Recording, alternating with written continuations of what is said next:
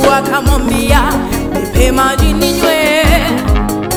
Yule mwanamke akamwambia Yesu, umekuwaje wewe Myahudi kutaka maji kwangu? Maana mimi ni Msamaria, hatuchangamani.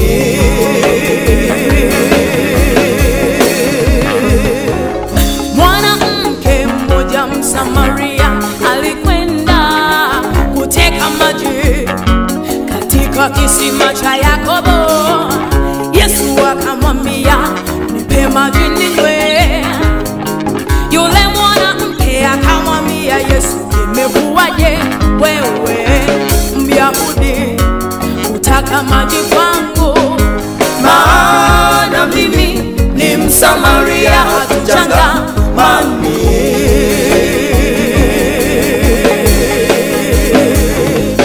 Yesu akamwambia, kama ungelijua gharama yake Mungu, ungejua ni nani ya kuambia nipe maji.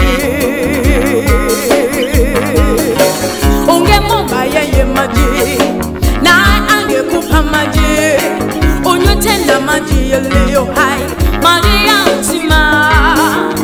Yesu akamwambia, kama ungelijua gharama yake Mungu, ungejua ni nani ya kuambia nipe maji. Ungemwomba yeye maji naye angekupa maji, unywe tena maji yaliyo hai, maji ya uzima.